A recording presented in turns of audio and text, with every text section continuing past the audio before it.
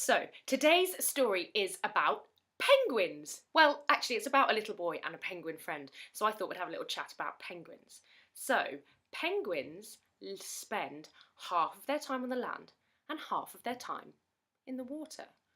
Now, did you know that penguins have wings, but they cannot fly? Their wings are more like flippers, and so they use them to sort of fly through the sea. Yeah, that's interesting, isn't it? Penguins are black and white, and the reason they are black and white is that it's a form of camouflage. So it's really hard for predators to see them from the top of from the sky. When they look down onto the sea, it's hard to see them because they're black. And then for any predators in the sea, when they look up, all they see is white, which is like the sun reflecting through the sea. How clever is that? Now, there are two types of penguins I'd like to tell you about. I would like to tell you about the biggest kind of penguin and the smallest kind of penguin. So, the biggest kind of penguin is called the emperor penguin. Emperor penguins can get up to 120 centimetres tall, which is about the size of an average 6-year-old. A 6-year-old child. So next time you see a 6-year-old, have a little look and imagine that they're black and white and that they are waddling and that they've got a beak. And that's about what a penguin looks like, an emperor penguin.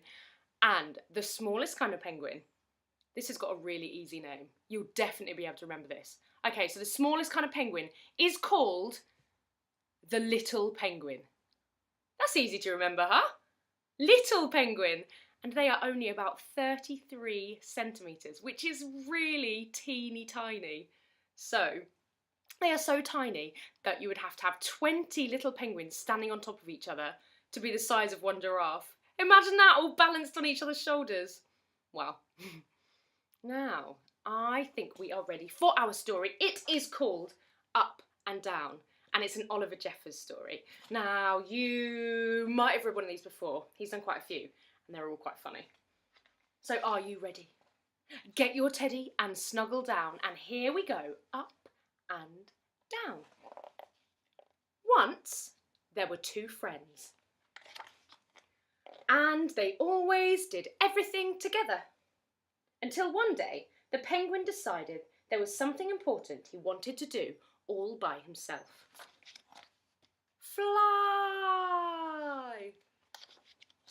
He did own wings after all, even if they didn't work very well. Although that didn't stop the penguin from trying. And trying, but nothing worked. And it wasn't long before he ran out of ideas. The boy even offered him a go in his plane, but the engine hadn't recovered from its last flight, and besides, it wasn't the same. The penguin wanted to do this by himself. After doing a bit of homework, it seemed as though the odds were against him. So together, the boy and the penguin decided it was time to ask for some help. When something caught the penguin's eye, and he knew this was his chance. It says, "Ever dreamed of flying? Are you short and fat? The travelling show is looking for a new living cannonball." In his excitement, he rushed off without a word. The boy didn't know where he'd gone. The boy looked everywhere, and he even thought he'd found his friend for a second. Although none of these other penguins knew how to play his favourite game. Meanwhile, the penguin had found the right place and was hired on the spot. Soon he'd get to fly. But suddenly he realised he didn't know where his friend was or how to get home. Later that night, the penguin couldn't help but miss his friend. Likewise, the boy could barely sleep for worrying about his friend. The next day, the boy tried to think of all the places the penguin would go, when something caught his eye.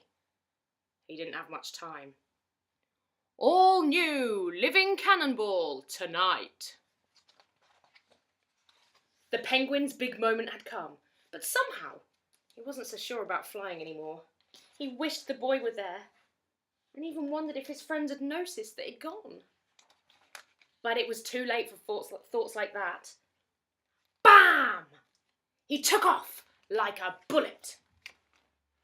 The boy rushed in, hoping he could still catch his friend.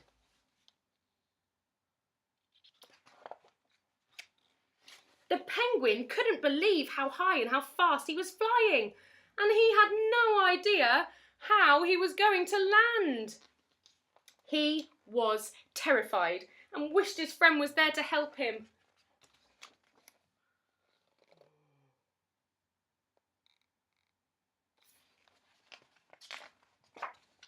The boy was there to catch him. The friends agreed that there was a reason why his wings didn't work very well. Because penguins don't like flying. So together the two friends made a break for home to play their favourite game.